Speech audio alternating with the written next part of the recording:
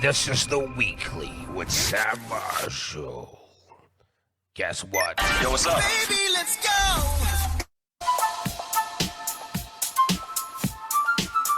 This is the weekly with me, Sam Marshall, and I really thought about a lot of things, right? I really wanted to reflect on kind of what this COVID-19 period going to be like for a lot of people. And I've had such a ton of phone calls, conversations with friends, optimists. I'm an optimist too, I have to admit. So I'm always thinking about kind of how do we make our situations better. But I do believe that for some people, this is going to be a period of despair. No amount of well-wishing, no amount of self-reflection, no amount of introspection is going to change the way they see the world and what they think the world should be or what it owes to them. And with that being said as well, there's a couple of situations now. I've had an interview. If you go onto our platform, social-tv.co.za, you'll see an interview that I did with Hilary Leong, who is the chairperson of ACT. And you can find more about what they do on their website, www.actafrica.org.za, and they even offer self-defense classes. But I specifically want to talk to the abuser, the person who's abusing. That person who's decided that, and it is a decision, that person who's decided that they were going to put their family in harm's way, that beating your wife, abusing your children, gives you more fulfillment, because whether you can or cannot control yourself, but it gives you a measure of control. I want to talk to that person because I want to have a chat to that person man to man, because I feel it's a choice. It's something you've decided to do.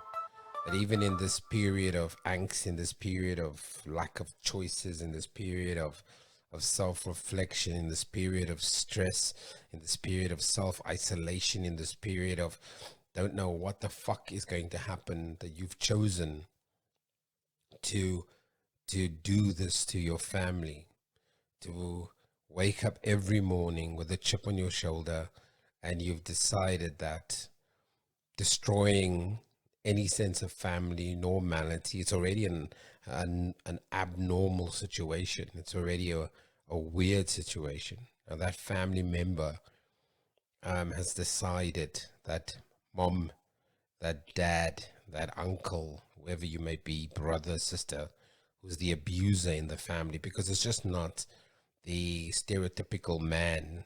These days things have changed. Anybody, and almost anybody, can be the abuser, but it's by choice, right? I'm not talking to the one that we've discovered medically there's something wrong with you. There's hopefully a form of medication or a form of therapy that you're going through and that you're still engaging in this period. But the person who's choosing to abuse in whichever form or whatever form it takes, and I don't want to single out a particular form of abuse, I just want to talk to the abuser. It's a choice.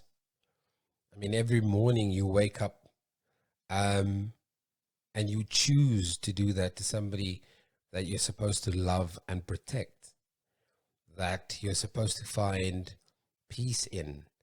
There's nothing more powerful than the community of family at this time. There's nothing more powerful than keeping open the lines of communication and willing to engage with that person. There's nothing more powerful than that. I'm talking to that person because clearly you don't understand how amazing a time it could be for connection, for reconnection, how this is an opportunity to kind of, not in the proverbial sense, wipe the slate clean, but an opportunity to do some kind of restorative process for a family. If you're a dad or mom, you're by design the leader in your home. What a fantastic time and opportunity to engage with your loved ones, to speak to them, to learn a language of appreciation, to use the kind of words and language that empowers and not disempowers. And it's an easy thing to say because it's not always easy, right? It's not the easiest thing. Because people argue, well, you don't know my situation. The truth of the matter is, I don't care what your situation is. If you're abusing from a position of power, you know you're abusing from a position of power. You should stop it. And I really wanted to think about it because I've had these conversations. There's an increase in domestic violence in France. I spoke to an organization in the Northwest, the Grace Help Center. They've seen an influx of women who are running away from home. In actual fact, they've also seen an influx of young people, children being abused or being orphaned by their parents, by choice, by the way. I don't, it's not for me to try and find the reasons why parents would leave their children on their own. Any good parents, any parent for that matter who cares, will tell you that there isn't a good enough reason to leave your children alone. So if you're the abuser in your home, stop it. Just really stop it. And if you're really struggling with how to change it, then you need to find help. But obviously, you've got to admit that you're an abuser. You've got to admit that you have been taking advantage emotionally and physically. You've been taking advantage of your family. And if you're not willing to admit that, then there's no way for you to even start. There's no starting point. Because we all know it's an old saying, in order to help somebody, they've got to help themselves. And if you're not willing to help yourself, then come on. And there are many types of abuse. So what do you do if you're an abuser? First thing is you need to change your abusive behavior by starting to admit that you're an abuser, that you've been taking advantage from your family. And here's the thing, most abusers that look normal from the outside, that work, they like to act like they're normal, decent human beings, and you know you're not. And that tells me that there's an awareness. If your community outside your home knew that you were an abuser, they would exile you. And you know that's exactly the reason you keep it quiet. It's not like you're walking around proudly saying, I slapped or kicked my partner or my children. Right? And look, we can debate at length the difference between a hiding and abusing somebody. And that's not my point. I'm talking to the abuser, the person who acts violently, who is emotionally, verbally destroying a person that they're supposed to love. I'm talking to that person specifically. So I don't want anybody to confuse who and what I'm talking about or to. Right? I'm not leaving it open for interpretation. I'm talking to the abuser. You know who you are, right? So if you're an abuser, what can you do, right? First thing is, remember, violence is a choice. Remember, using your words, language, actions to physically break someone down is a choice, and you've made that choice.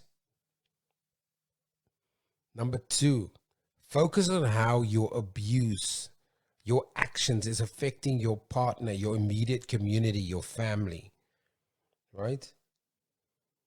And then fully accept how seriously you're damaging not only your family, but yourself too, because you can't abuse somebody and not have the stain of that live with you.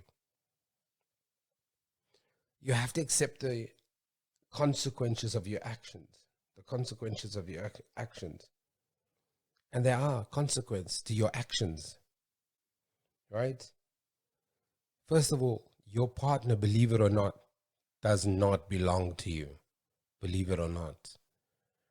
You weren't there when that person was born.